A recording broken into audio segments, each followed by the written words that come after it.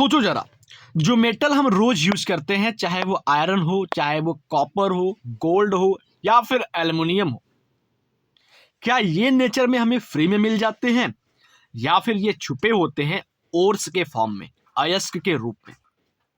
आज के इस छोटे से क्लास में हम मेटल को कैसे फाइंड करते हैं मात्र 3 स्टेप में समझेंगे।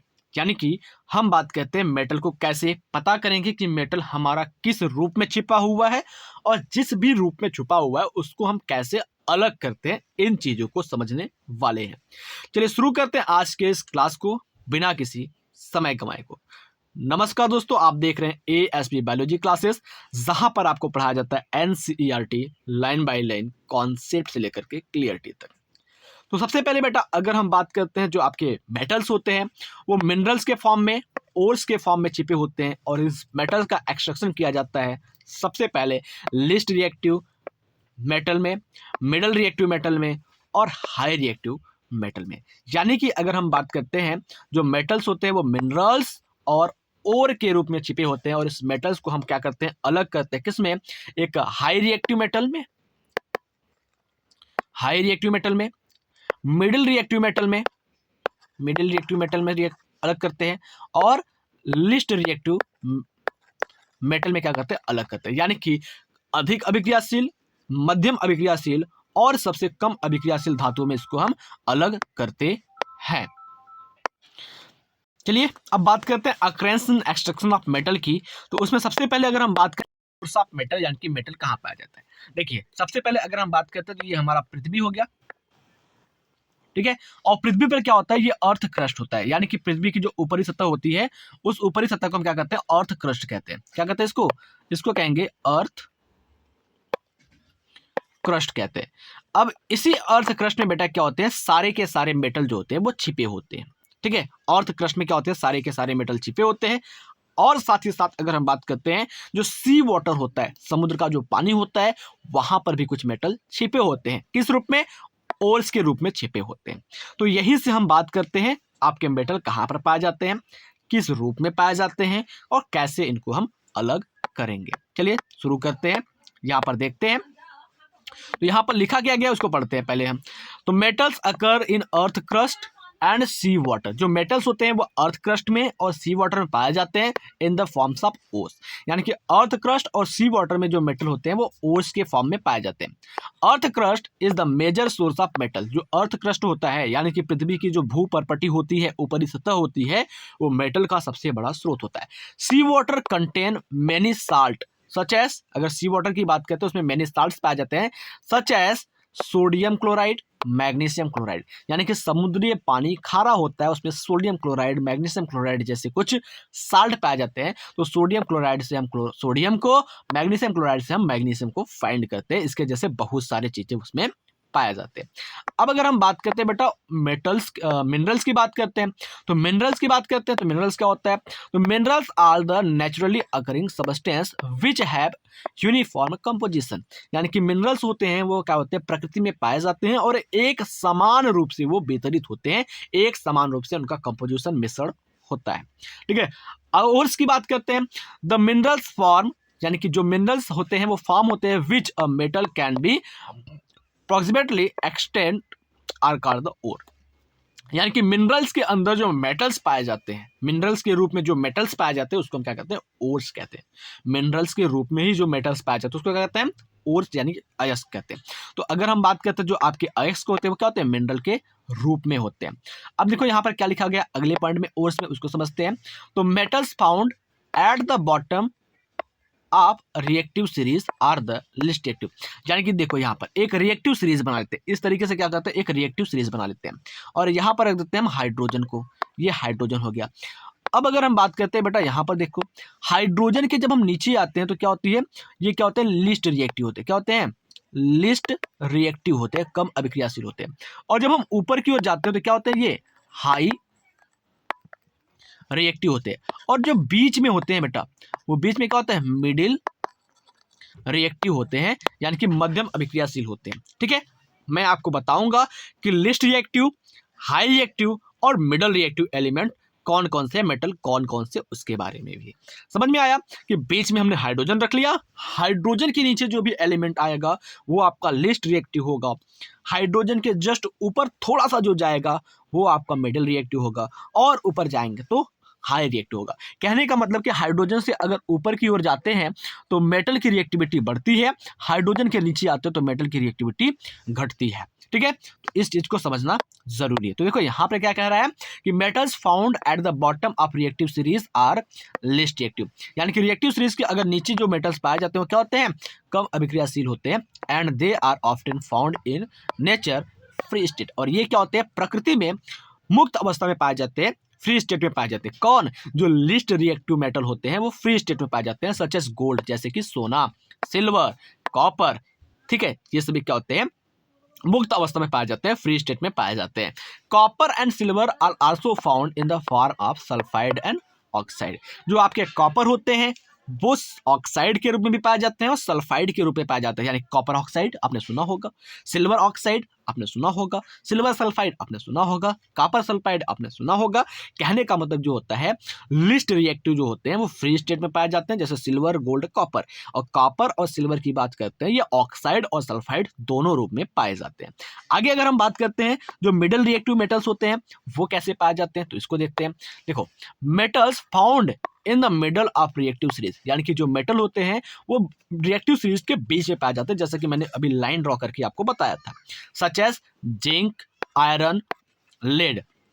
ये सभी क्या होते हैं, मिडल रिएक्टिव एलिमेंट होते हैं, मिडल रिएक्टिव मेटल्स होते हैं, are usually found in the form of oxide, sulphide and carbonate. यानी कहने का मतलब ये है कि जो आपके जिंक होते हैं, आयरन होते हैं, लेड होते हैं, ये ऑक्साइड के रूप में पाए जाते हैं, सल्फाइड के रूप में पाए जाते हैं, कार्बोनेट के रूप में पाए जाते हैं, जैसे जिंक सल्फाइड ZnS, ठीक है, आयरन सल्फाइड, ठीक है, Fe2F2S, या फिर हम बात करते हैं zinc carbonate ZnCO3, zinc carbonate के रूप में पाया जाता है, iron carbonate Fe2OCO3, iron carbonate. तो ये क्या होते हैं, जो आपके मिडिल रिएक्टिव एलिमेंट होते हैं वो क्या होते हैं, आपके पाए जाते हैं सल्फाइड के रूप में और ऑक्साइड के रूप में पाए जाते हैं, साथ ही साथ ये कार्बोनेट के रूप में भी पाए जाते हैं। अब अगर हम बात करते हैं metals found at the top of reactive series are never found in free state, यानी कि जो हाईली रिएक्टिव मेटल्स होते हैं, जो बहुत ज़्यादा बहुत तेज से अभिक्रिया करते हैं, बहुत तेज से रिएक्शन करते हैं,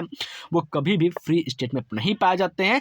जैसे अगर हम बात करते हैं सोडियम की, पोटेशियम की, कैल्शियम की, मैग्नीशियम की, एल्युमिनियम की, ये सारे कभी भी फ्री स्टेट में नहीं पाए जाते हैं, ये हमेशा पाए जाते हैं तो ओज के रूप में पाए जाते हैं, ठीक है, मिनरल्स के रूप में पाए जाते हैं। तो many metals are found in the form of oxide, ठीक है, ये सारे जो मेटल्स होते हैं वो ऑक्साइड के रूप में पाए जाते हैं, because of oxygen is abundant in nature and is very reactive.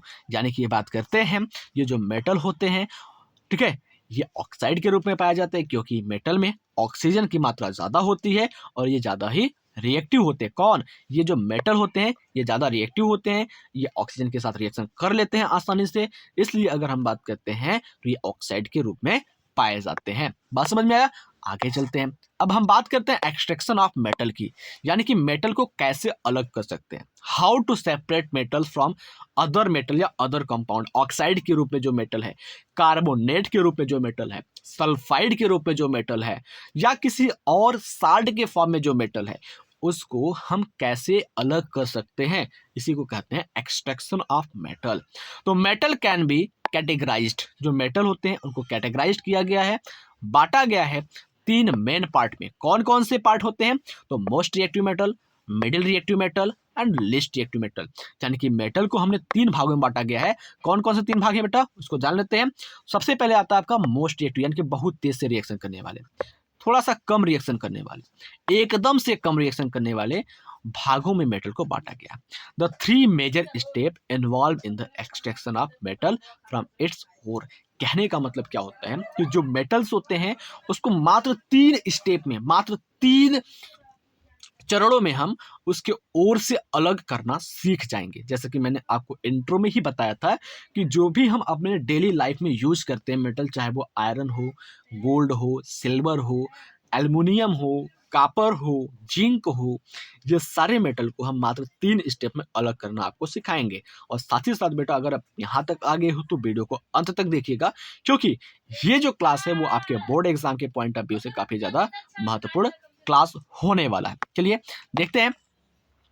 तो पहले स्टेप की अगर हम बात करते हो तो पहला स्टेप होता है कॉन्सेंट्रेशन और एनरिचमेंट ऑफ ओर। ठीक है, कॉन्सेंट्रेशन और एनरिचमेंट ऑफ ओर के रूप में conservation of concentrated ore into the crude metal. ठीक है, अब इसको हम बात करते हैं जो आपके मेटल्स होते हैं ओर्स के रूप में, उसको क्या कहते हैं हम कंजर्व कहते हैं क्रूड मेटल के रूप में। ठीक है, रिफाइनिंग और रिफाइनिंग ऑफ इम्प्योर और क्रूड मेटल, यानी कि जो आपके क्रूड मेटल होते हैं या फिर आपके जो अशुद्ध मेटल होते हैं उसको हम शुद्ध करने की प्रक्रिया के द्वारा इसको अलग कर लेते हैं। ये 3 स्टेप है, जिस 3 स्टेप के बदौलत हम सीख जाएंगे कि ओर से मेटल को कैसे अलग किया जाए। चलिए अब देखते हैं इन 3 मेटल्स के बारे में। यहाँ पर एक फ्लो चार्ट के माध्यम से समझेंगे। देखो, एक फ्लो चार्ट में हम क्या करते हैं, जो मेटल्स होते हैं मेटल्स को हम 3 भागों में क्लासीफाई करते हैं। क्या करते हैं, मेटल्स को 3 भागों में क्लासीफाई करते हैं। क्या, मेटल्स ऑफ हाई रिएक्टिव, जो मेटल्स क्या होते हैं हाई रिएक्टिव तो उसमें क्लासीफाई करते हैं। ठीक है, उसके बाद क्या करते हैं मेटल्स ऑफ मीडियम रिएक्टिव। ठीक है, मेटल्स ऑफ लो रिएक्टिव, कम अभिक्रियाशील धातु में उसको क्लासीफाई कर लेते हैं। जस्ट एक सेकंड, पेंसिल का आकार छोटा करने दीजिए, बाकी चीजें आपको अच्छे से समझ में आने लग जाएंगी। देखो, अब अगर हम बात करते हैं जो मेटल्स हाई रिएक्टिव होते हैं उसमें हम इलेक्ट्रोलाइसिस करते हैं। ठीक है, मॉल्टेन का क्या करते हैं, इलेक्ट्रोलाइसिस करते हैं। इलेक्ट्रोलाइसिस मतलब क्या करते हैं, मॉल्टेन का मतलब क्या होता है, पहले इसको हम पिघलाते हैं।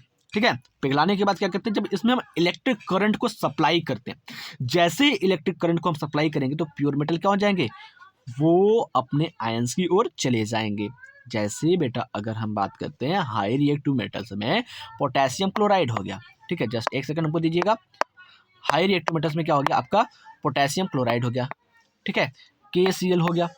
अब इस KCl का हमने सोल्यूशन बना लिया और सोल्यूशन बनाने के बाद क्या किया हमने, इसमें इलेक्ट्रिक करंट, इलेक्ट्रिक का सिंबल बनाते हैं, इलेक्ट्रिक करंट हमने दिया तो ये पोटेशियम क्या होता है प्लस में और क्लोरीन क्या होता है माइनस में टूट जाता है। जस्ट एक सेकंड, क्लोरीन क्या होता है माइनस में टूट जाता है। तो इस तरीके से पोटेशियम आपका प्योर मेटल के रूप में अलग हो जाएगा। उसके बाद अगर हम बात करते हैं बेटा, देखो इस तरीके से ये प्योर मेटल के रूप में अलग हो गया। उसके बाद हम बात करते हैं तो मेटल ऑफ मिडिल रिएक्टिव। ठीक है, मीडियम रिएक्टिव, यानी कि कुछ मेटल्स ऐसे होते हैं जो मीडियम रिएक्टिव होते हैं, उसमें क्या होते हैं, तो मीडियम रिएक्टिव मेटल्स जो होते हैं वो 2 रूप में पाए जाते हैं, 2 तरीके से पाए जाते हैं। क्या, एक तो पाए जाते हैं वो कार्बोनेट के रूप में, दूसरा पाया जाता है वो सल्फाइड के रूप में। कार्बोनेट के रूप में बेटा बात करते हैं जैसे कि हमारा जिंक कार्बोनेट, जैसे क्या होता है हमारा जिंक कार्बोनेट, JDN। जस्ट एक सेकंड, पेंसिल थोड़ा सा चल नहीं रहा है। जिंक कार्बोनेट के रूप में पाया जाता है। और सल्फाइड के रूप में अगर हम बात करते हैं जैसे कि जिंक सल्फाइड, ZNS। ठीक है, जिंक सल्फाइड के रूप में पाया जाता है। उसके बाद अगर हम बात करते हैं बेटा जो मेटल आपके लो रिएक्टिव होते हैं वो क्या होते हैं, डायरेक्ट आपके सल्फाइड के रूप में पाया जाता है, यानी कि यहाँ वाला चीज आपको समझ में आ जाएगा। अब अगर हम बात करते हैं यहाँ पर आगे चलते हैं तो आगे क्या करते हैं, एक स्टेप तो हमारा हो गया, हाई रिएक्टिव मेटल को हमने क्या कर दिया, इलेक्ट्रोलाइसिस करके उसको अलग कर दिया। मीडियम रिएक्टिव मेटल जो होते हैं वो 2 रूप में पाए जाते हैं, एक आपका कार्बोनेट के रूप में पाए जाते हैं और दूसरा आपके सल्फाइड के रूप में पाए जाते हैं। जो कार्बोनेट के रूप में पाए जाते हैं उसमें क्या करते हैं, कैल्सिनेशन करते हैं। कैल्सिनेशन का मतलब क्या होता है बेटा, कैल्सिनेशन का सीधा मतलब ये होता है कि जो आपके कार्बोनेट के रूप में पाए जाते हैं उस कार्बोनेट वाले में क्या करते हैं हम क्लोराइड को मिला देते हैं। जैसे हम क्लोराइड मिलाएंगे ये क्लोराइड क्या होगा, कार्बोनेट का स्थान लेगा और ये हो जाएगा जिंक क्लोराइड। क्या होगा, जिंक क्लोराइड हो जाएगा और ये कार्बोनेट बेटा आपका अलग हो जाएगा। जब ये जिंक क्लोराइड हो गया तो इसको आसानी से इलेक्ट्रोलाइज करके यानी कि इलेक्ट्रिक करंट दे करके इसको आसानी से हम ZN प्लस और क्लोरीन माइनस के रूप में अलग कर सकते हैं। ठीक है, आई होप आप चीजों को समझ चुके होंगे। दूसरी बात अगर हम बात करते हैं अगर सल्फाइड के रूप में पाया जाता है तो सल्फाइड के रूप में अगर पाया जाता है यानी कि ZNS। ठीक है, सल्फाइड के रूप में पाया जाता है। सल्फाइड में अगर हम बात करते हैं दूसरे मेटल होते हैं आयरन सल्फाइड या फिर 2S के रूप में लेते हैं, आयरन सल्फाइड हो गया। तो आयरन सल्फाइड को अगर हम भूनते हैं, रोस्टिंग मतलब भुनना, गर्म करना, जब इसको हम गर्म करते हैं तो क्या होता है ये ऑक्साइड के रूप में आ जाता है और जब ऑक्साइड के रूप में आ जाएगा बेटा तो इसको हम आराम से प्यूरिफाई कर सकते हैं। सेम अगर हम बात करते हैं जो आपके लिस्ट रिएक्टिव मेटल होते हैं वहां पर हम रोस्टिंग करेंगे तो मेटल को हम आराम से रिफाइन कर सकते हैं। आई होप इन चीजों को आप अच्छे से समझ चुके। आगे की बची हुई पॉइंट्स को हम अगले क्लास में देखेंगे कि ओस का कंसंट्रेशन क्या होता है, रोस्टिंग क्या होता है, मॉडरेट क्या होता है, इन सभी के बारे में हम नेक्स्ट क्लास में देखेंगे। मिलते हैं आपसे नेक्स्ट क्लास में, तब तक के लिए जय हिंद, जय भारत, बने रहिए हमारे साथ।